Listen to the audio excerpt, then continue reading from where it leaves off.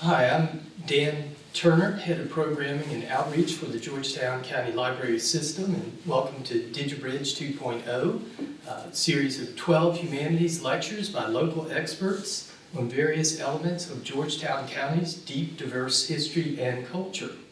In March, we began our series at the Southern Georgetown Library, our new branch out on Powell Road. In April, we had 4 more exciting presentations at our Carter's Bay Library in Hemingway, and now in May, we're rounding out Digibridge 2.0 at our very welcoming Andrews Library right here on North Morgan Avenue in Andrews, South Carolina. We want to say thank you to our librarian branch manager here, Rose Lewis, for being such a good host and generously having us here at the Andrews Library. All 12 presentations will also be made available online for viewing afterwards at the Georgetown County Library YouTube page.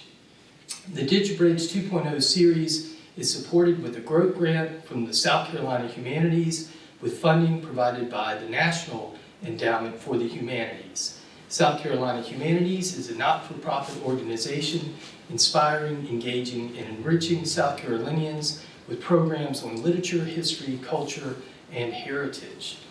And today we have another excellent program for you.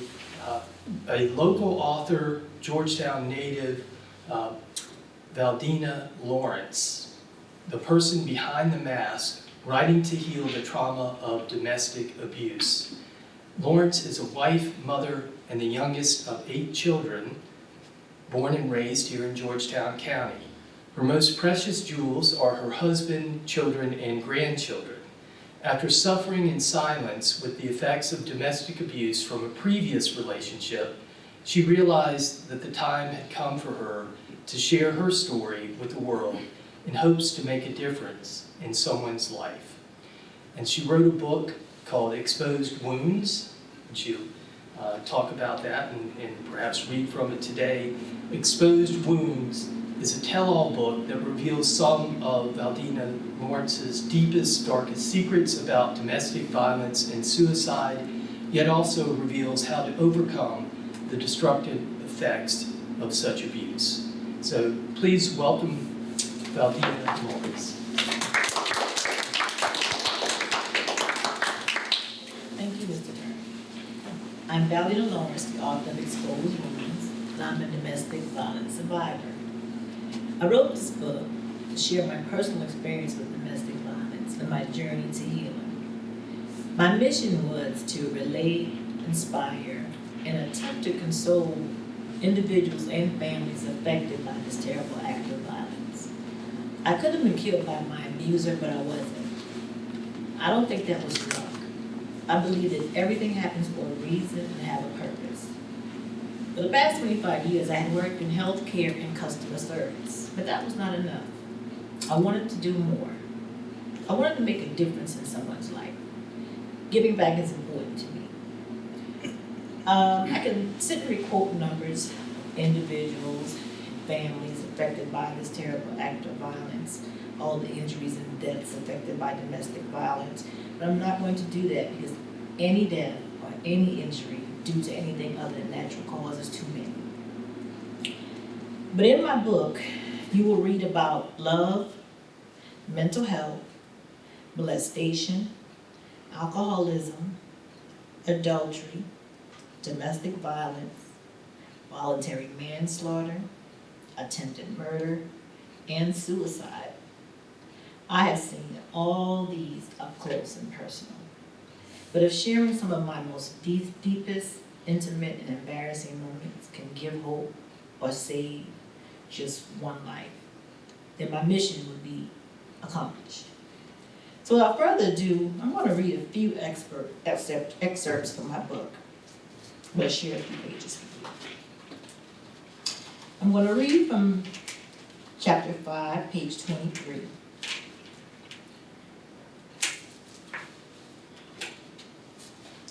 During our erratically disturbed life, I became pregnant with our second child. The roller coaster that our life became did have some ups that were worth remembering. But what became seared in my mind was ending up in the hospital while I was pregnant 8 months with our second child. The familiarity of our routine did not predict the outcome. Fights were a commonplace. Violence against me became a given. But as I stood near a stairway pregnant with our second child, he pushed me down simply for talking back to him. And it left me wondering if it was intentional.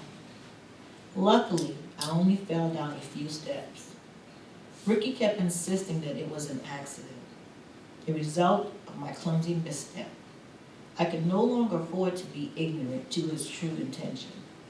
It's one thing to endure physical abuse, but to somewhere deep down believe that you deserve it is crazy at best. I clung to a notion that I had some sort of magical ability to change his violent ways, if only I didn't talk back or didn't share my opinions. Believing that I was strong enough to handle his outbursts as long as my children were safe and taken care of. But this act wasn't just against me. He put my unborn child in danger, and that's when the first seedling of true doubt became ingrained inside me. And then I went into premature labor. When I arrived at the hospital, the doctors saw the signs I refused to see. The bruises that I couldn't explain, the way I recall when Ricky put his hands on mine. My eyes erratically scanning the room, focusing on the exit sign. During the carved out time along with my doctor, he asked me to relay the true version of the events that night. The staff knew I was hiding something, but they were too late. Ricky had already told me just how sorry he was, and that this was the last lesson he needed to stop his violent ways. He said the fear of killing our baby had set him straight, and he would never put me in a dangerous situation like that again. I smiled at the doctors and told another well-rehearsed lie. Okay, I'm going to skip maybe to chapter 6 and maybe read you a couple of passages from there. Our marriage resembled an out-of-cold roller coaster that could go off the rails at any moment. We'd fight, get back together, spew hateful words followed by passionate kisses, proclaim our love, and then swear never to see each other again. That was our war. My arsenal was stocked with harmful insults and lame attempts to hurt him. His compactly fit inside his fists. This war was heading towards a violent end, and I was too enamored by the speed to see the fall that awaited me. By the grace of God, I was finally able to break the pattern and make our separation stick. He, however, had very little intention of loosening his grip on me. I remember once I arrived to pick up our girls from the babysitter, I saw him standing by the front door. His stance conveyed that he had no interest in seeing his daughters. He needed something. His ability to get his way worked once again. And I ended up giving him a ride as he requested once I got my girls. We drove down the road to the store when suddenly he tried to take control of the steering wheel. Being on a one-lane road, there weren't many options for the car to go. I fought to keep control of the wheel as we approached a split in the road. Either we would continue driving to the store or end up on a cul-de-sac street. He became more forceful, and I knew I couldn't keep control of the wheel for much longer. I kept glancing back at the girls who sat strapped into their car seats, blissfully unaware of what was happening. Ricky was continuously slapping my head and face. His erratic behavior prompted me to take a drastic step. Forcing the door open, I rolled out of the car, pulling him out with me. Thank God at that time, we were approaching a pretty steep curve and I was able to maintain a slow speed. The car was a 5-speed manual transmission, which required the brake and the clutch to be pressed at the same time, or the vehicle would shut off. The car sat still in the middle of the road while we were fighting. Ricky didn't know much about older cars and what it took to drive this particular car. I bought it right after we had separated. Therefore, he could restart the car, but couldn't get it to go into gear. To ongoing traffic, we were simply an inconvenience that prevented them from going about their day. Even seeing us tussling in the middle of the street didn't prompt anyone to stop. They drove around us without a thought to offer help or read the look of desperation in my eyes. Ricky's agitation grew when he couldn't figure out why the car couldn't go into gear. Of course, to him it was my fault, and he eagerly let me know it. All I could do was pray that he didn't figure it out. There was no way I was going to run away without my children. A man who lived on the cul-de-sac road where we were blocking stopped since he couldn't go around us to get home. When he got out of his van, I didn't hesitate to get inside it and lock the doors behind me. "Help," I yelled through the windows. "He's trying to kidnap me." It was impossible to tell if the van owner didn't believe me or simply didn't want to get involved, but he kept insisting that I get out of his van. He threatened to call the police, which is exactly what I wanted him to do. Ricky knew that I had a restraining order on him, so he turned out that famous charm, attempting to convince the van owner to walk home and get a spare set of keys for the van. I'll read you this last piece from chapter 9. 4 years had passed since I felt the force of Ricky's might on my body.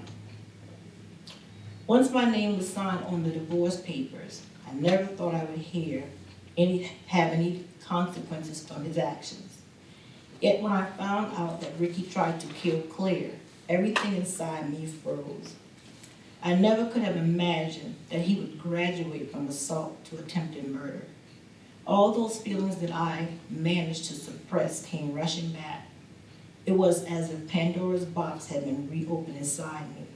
I could feel Claire's pain, her fear, and her vulnerability. I didn't get all the details at first. All I knew was that she was in the hospital with 7 stab wounds, and Ricky was arrested for the crime. The first version of events came from a story shared with my eldest girls by his side of the family. Excuse me. I couldn't quite understand if his family wanted to protect them from knowing what their father was really like, or if they themselves believed the events transpired as they described. According to them, it was Claire who tried to kill Ricky, and during the struggle, she accidentally fell on the knife 7 times. It concerned me that they were being fed this version of events. I had not been given much information myself, but it didn't take a genius to figure out that many of the facts had been omitted. My daughters had no idea that Claire was in the hospital, and they didn't know the full extent of her injuries. Ricky was painted as the victim. And even though I didn't witness the event, I knew many things didn't add up and my children were being deceived.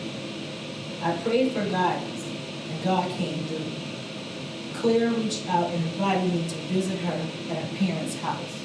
I didn't hesitate to accept the invitation and knew this was an opportunity for me and my girls to hear the other side of the story. I was also told that she needed my help to put an end to the madness that Ricky caused, and I was not going to fail her. I felt guilty enough as it was. It wasn't that I could ever have anticipated that he could go this far, but deep down I felt that I didn't do enough to prevent it. The first thing that struck me when I saw Claire were the scars. Mine had long faded, but hers served as permanent reminders of that day. Something she had to bear for the rest of her life. She had a stab wound in her head, her chest, the back of her neck, and several other places.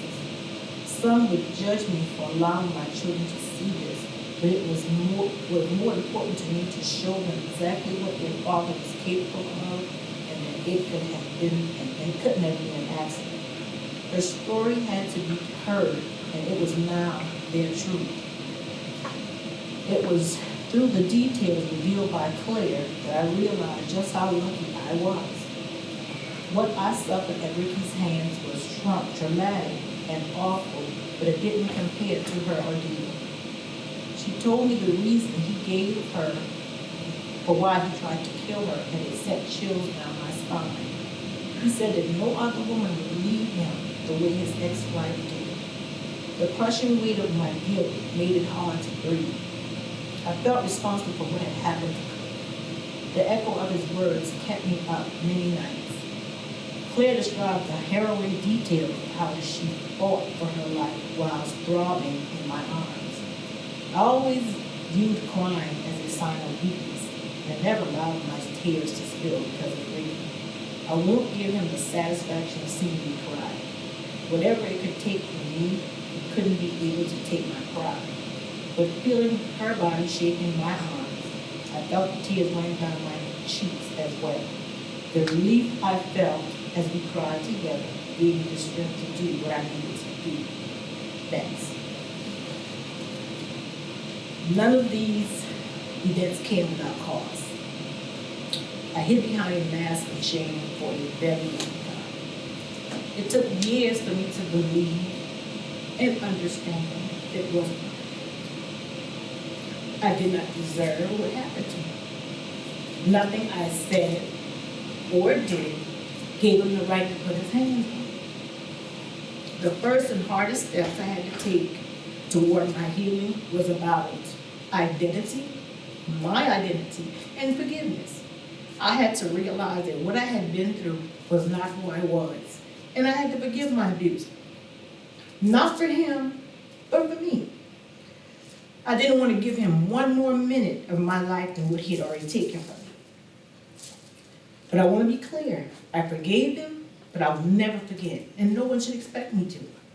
Because those memories is what's going to help me prevent ever mistaken abuse for love again. I was broken, used, and abused, but I made a decision to live on in spite of what I had been through. I figured out how to stop being a victim, and I became a survivor. A new day, a new beginning, and a new opportunity had been given to me. And I wanted to speak for those that are still suffering and too afraid to speak, and those that are no longer able to speak. I am stronger now than I ever thought I could be.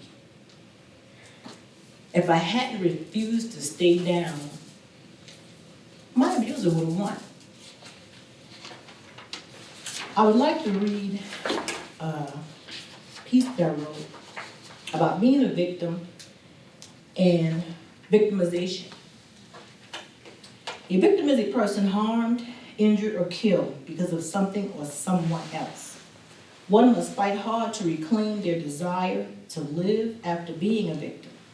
You must take ownership and responsibility for what you need, want, deserve, and stop blaming other people for denying you options.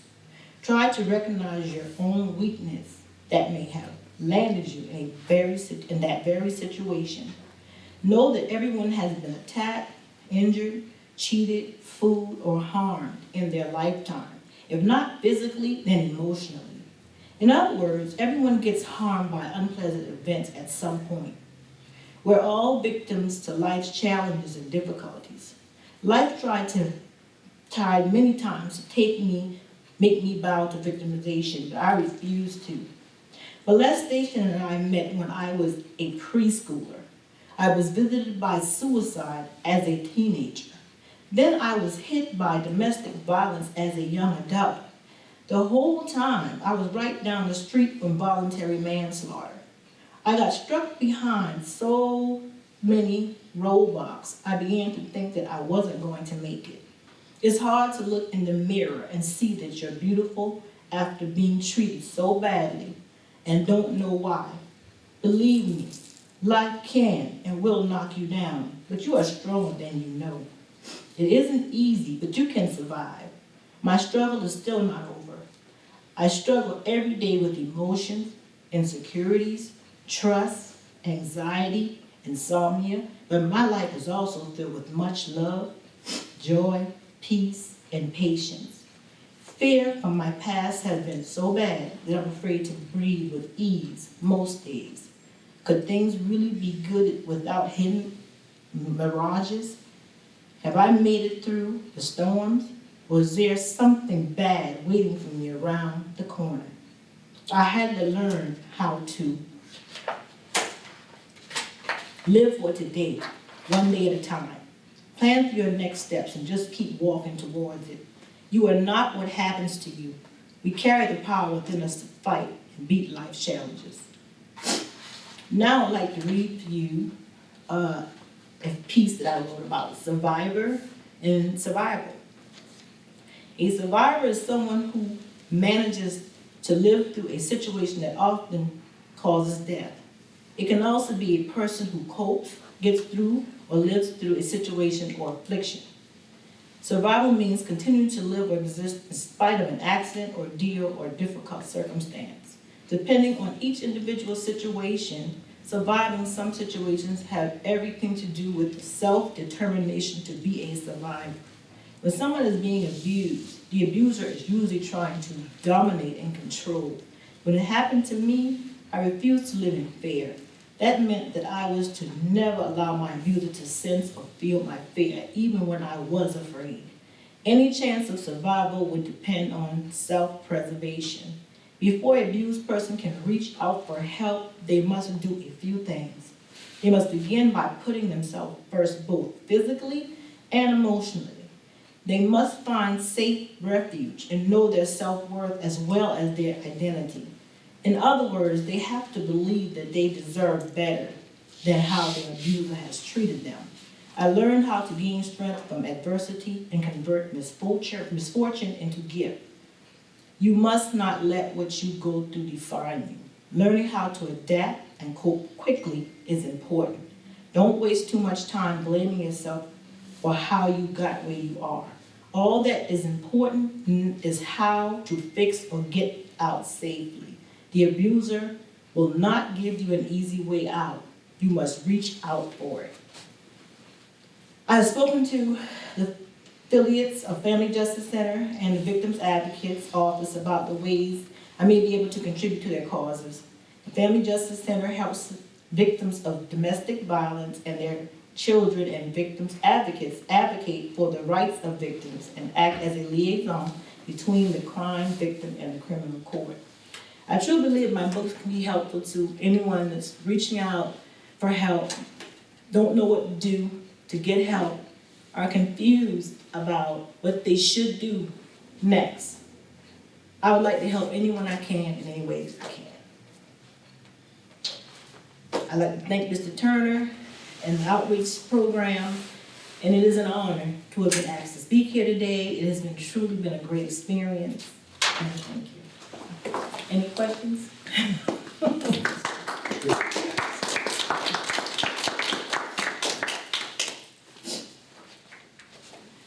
I saw domestic violence when I was a child, and for a while, I thought I was a referee. No, Mommy, don't.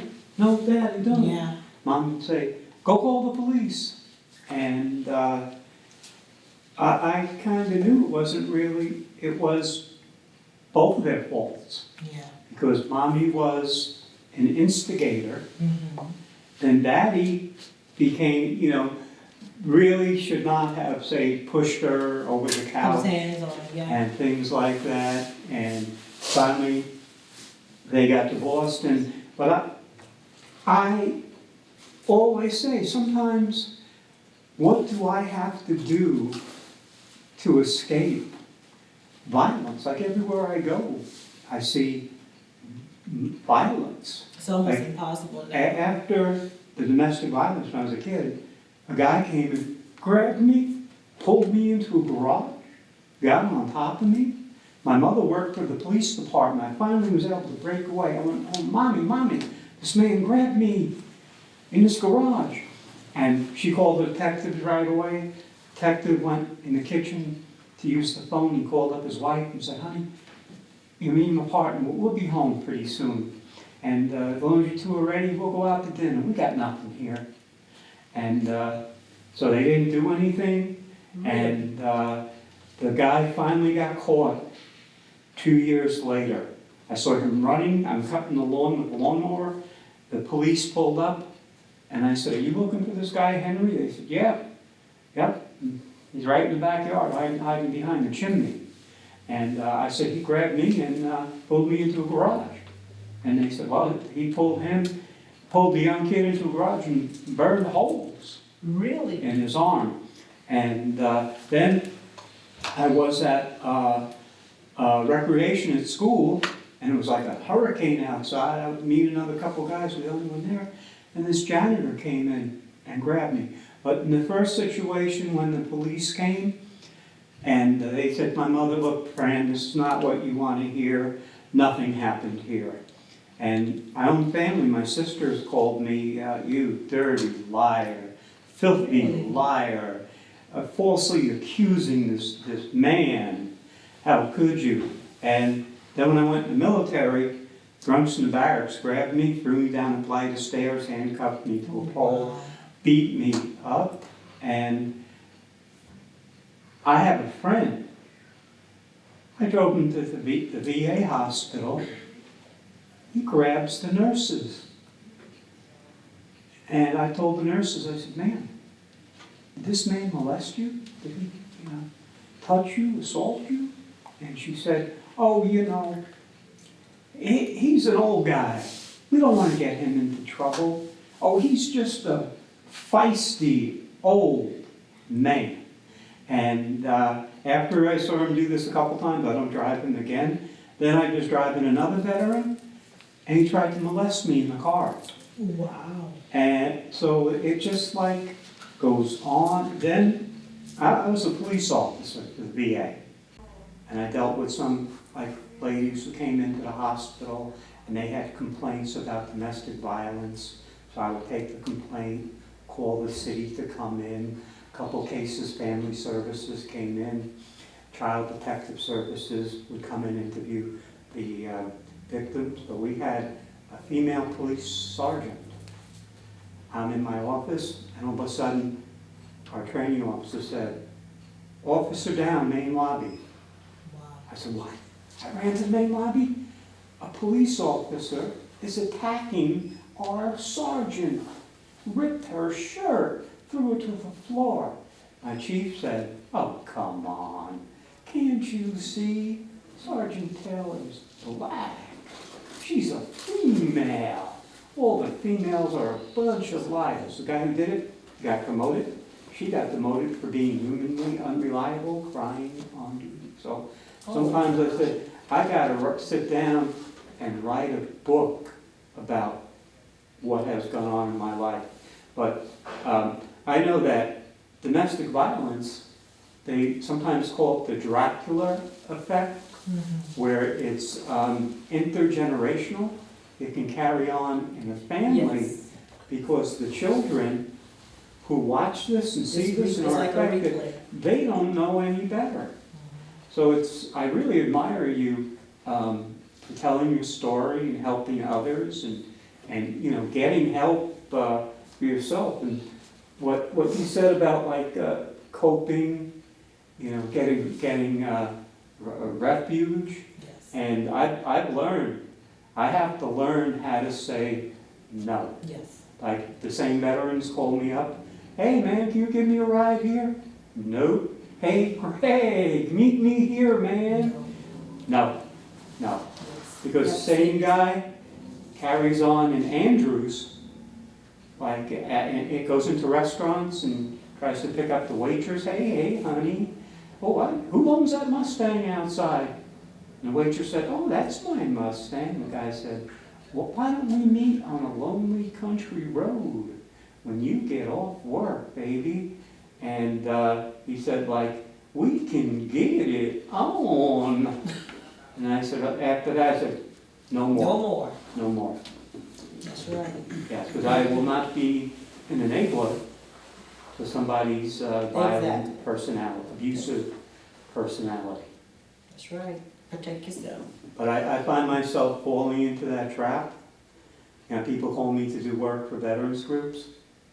And they, well, the other guys are just there to have fun, you know, this and that. And I have to say, no, find somebody else. Exactly, right. Any other questions?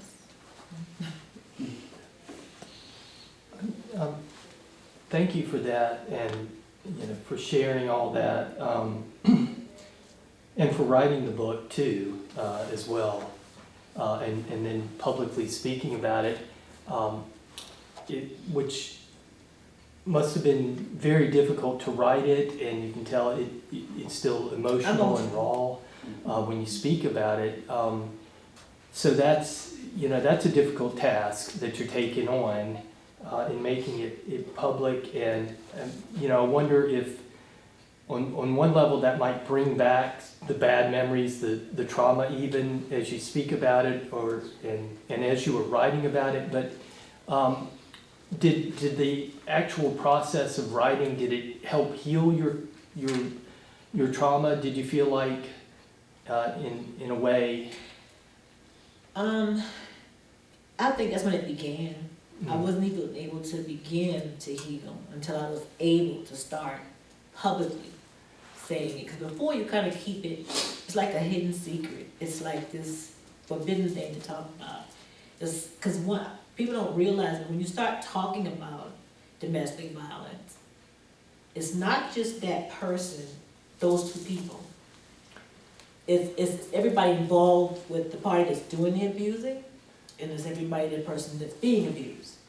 Their children, the parents of the abuser and the abused, and there's going to be a lot of believers, a bunch of non-believers. People take sides. It's it's just so much. It becomes this hidden secret, and you can't begin to heal until you can publicly talk about it and not really care what the next person is going to think. It's just you have to bring it out and you have to deal with it. So that's what I had to do. I couldn't even begin to start healing. And the part about Claire is, I don't know if it's ever going to leave me, because she and I became friends afterwards. And like I said, I feel like I got out. And I don't know if I'm ever going to start blaming myself for the fact that, I don't know if I could have did any more, but I still feel like she carries some of the scars that could have been mine. And another young lady is dead because after us, it was somebody else. It's our truth. I mean, but I know it helped being able to talk about it. So now it's out there. We did put it out there. If it doesn't, he's in jail now, but there's so many other people I meet since I've been talking about it that feels that they can say it now. There's nothing wrong with you. That's what people say. It's not you. It's the people that's done these things. It's them. Don't do what the other person says. It's not you. It's the people that have done these things. They have. So it is emotional. I still get emotional about it. Yeah. And you want to stop the cycle. Because like the gentleman just said, your kids see that. If you got girls, they'll think being abused is okay. That's not love. You don't want them to think, people say, well, I'm staying because I want my kids to have the mom and the dad, but you don't want your kids to grow up thinking that that's okay. And that is what's going to, I know what they're thinking, but I got out because of my kids. I did not want to think it's okay for a guy to beat on them. And I don't want my son, this young man, to grow up thinking he's supposed to put his hands on another woman. That's not what I wanted. I didn't want to see that cycle to repeat it. I had to get out. So I had to do it. I had to get the strength to do it. And you talked about, you have to put yourself first in that situation, even though that sounds selfish, but just for the sake of surviving. Yes. And then, but afterwards, it's not really selfish, because it's part of the family. It's the stopping this the cycle of violence. It's also public and social, and about the family and others and the community. And then, you talked about converting your misfortune into a gift, that you're kind of giving back now and, Yes. you know, the terrible misfortune, but could you say a little bit more about that? I think it'd be selfish of me for God to have saved me. Because like I said, so many do not get a second chance. He saved me. I don't think it was just to sit on what I've learned and not share it. You know, because some people give up and just think, well, it's over. You know, I'll never get away. I can't get out. And if I do, where am I going to go? What am I going to do? I have a good life. This is my husband. I mean, I was abused. Like I said, I was totally broken. But I did survive. And I was able to have a beautiful life afterwards. It doesn't have to end there. I want to share that with other people to let them know you can still live after that. You can pick up and move on. Might take some time, but you can do it. Make that first step. That's all you have to do. And reach out for help. And there is help out there. I just feel like I can't just sit here. It's like I try to take it as a gift to give to others. You know, to take that and I'll help you if I could. You know, I'll help motivate. That's my hope, to help show people that you can move on. You know, there is hope.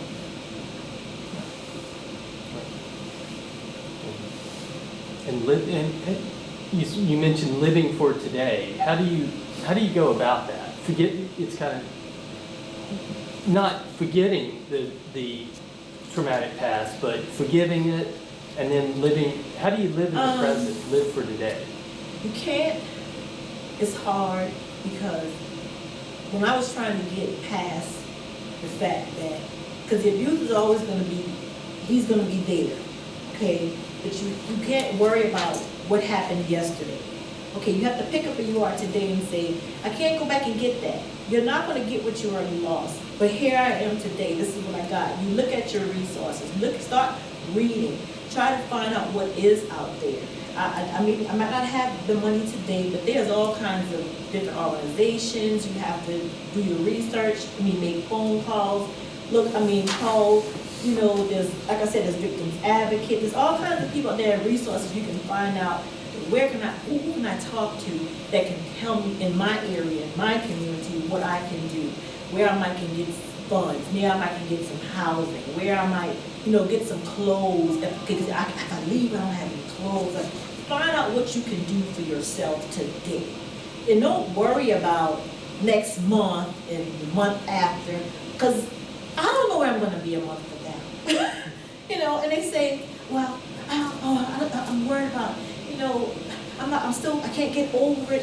What does 100% look like? The young lady asked me, she said, I can't get over it, I'm still struggling.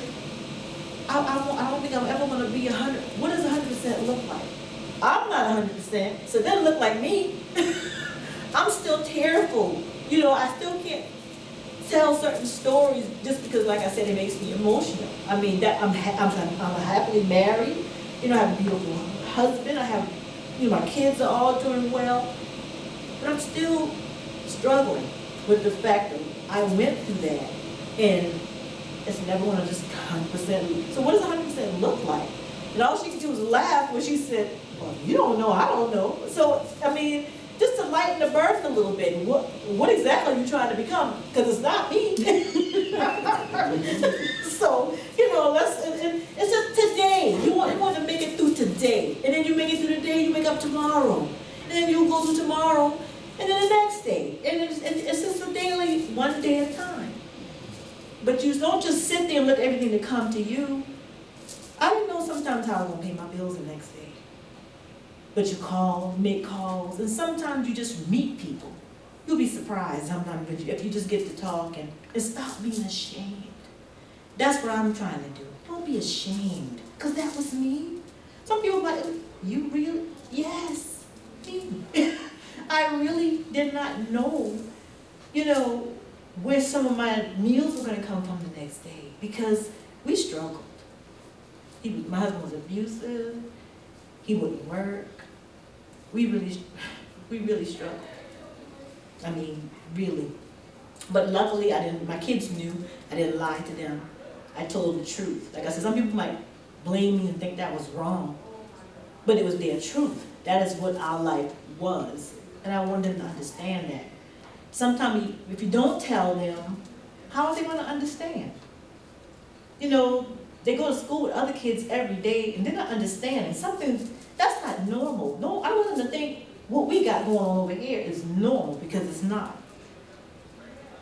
And like I said, you want to live, let's make it through today. Let's just, try to be happy, let's just try to survive through today.